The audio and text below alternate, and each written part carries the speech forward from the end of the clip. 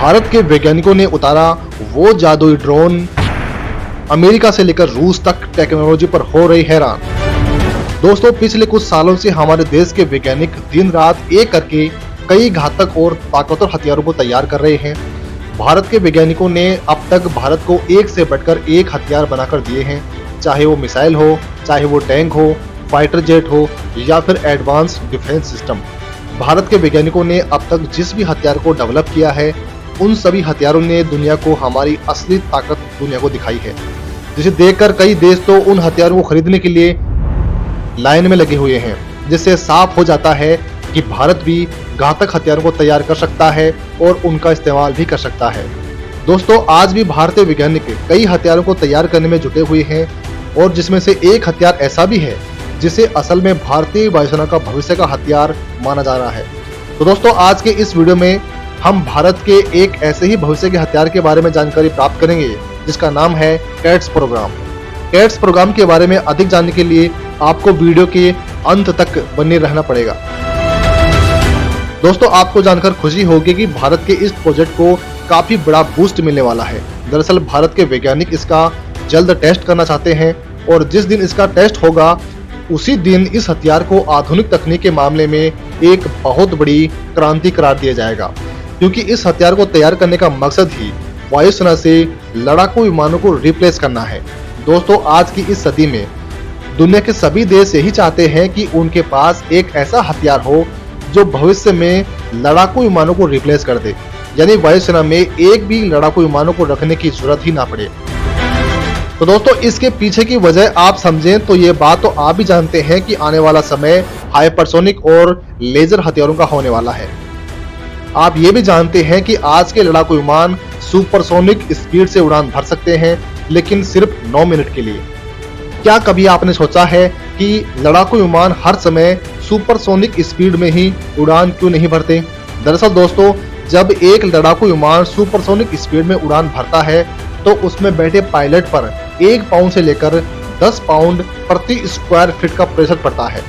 ये प्रेशर इतना घातक होता है कि एक मोटे कांच को भी आसानी से टुकड़े टुकड़े कर दे। ऐसे में भविष्य में पायलटों का हाइपरसोनिक लड़ाकू विमानों का उड़ाना काफी खतरनाक साबित होगा, क्योंकि इंसानों के इंटरनल ऑर्गन्स हाइपरसोनिक स्पीड का प्रेशर नहीं झेल सकते हैं। ऐसे में एआई बेस्ड हाइपरसोनिक लड़ाकू विमान काफी फायदेमंद साबित होंगे, साथ ही हमारे पायलट की जान भी नहीं जाएगी। यही कारण है कि पूरी दुनिया एआई बेस्ड विमानों को तैयार करने की कोशिश कर रही है। यहाँ तक कि अमेरिका ही सिर्फ एकमात्र ऐसा देश है जिसके पास AI based B-21 Lancer bomber विमान मौजूद है। दोस्तों, जहाँ बात आती है शक्ति प्रदर्शन की, तो वहाँ भारत भला कैसे पीछे रह सकता है।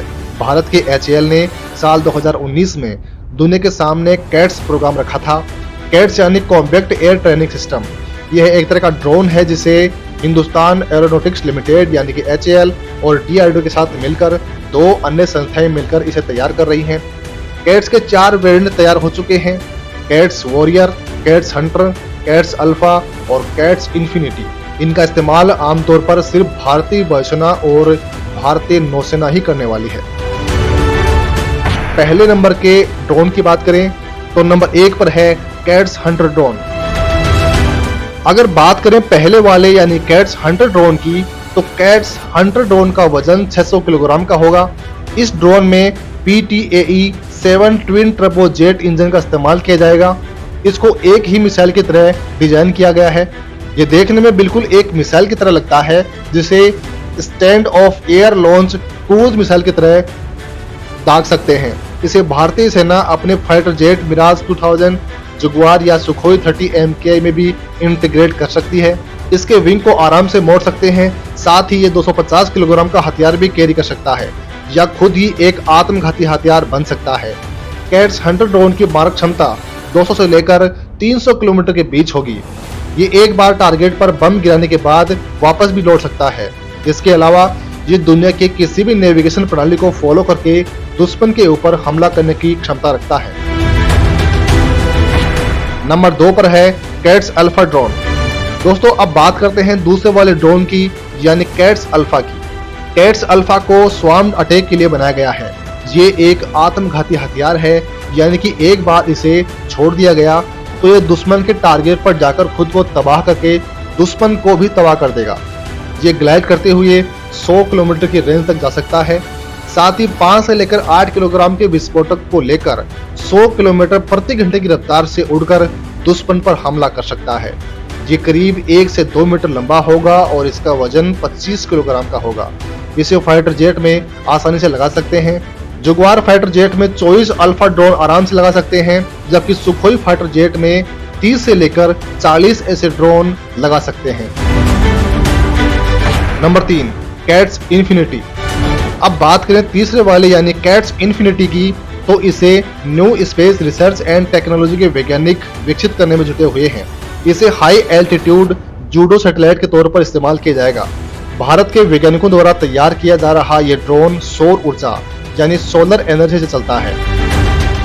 इसे इस तरीके से डिजाइन किया गया है कि ये 65,000 फीट की ऊंचाई पर लगातार 90 दिनों तक उड़ान भरने में सक्षम है। इसका वजन 500 किलोग्राम का होगा। ये इतनी ऊंचाई से लगातार निगरानी कर सकता है। इसका विंग स्पैन 50 मीटर का होगा।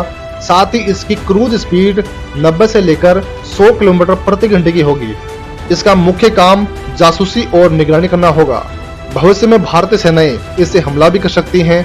और अब बात करते हैं चौथे वाले यानी कैट्स वॉरियर की। Number 4, cats warrior.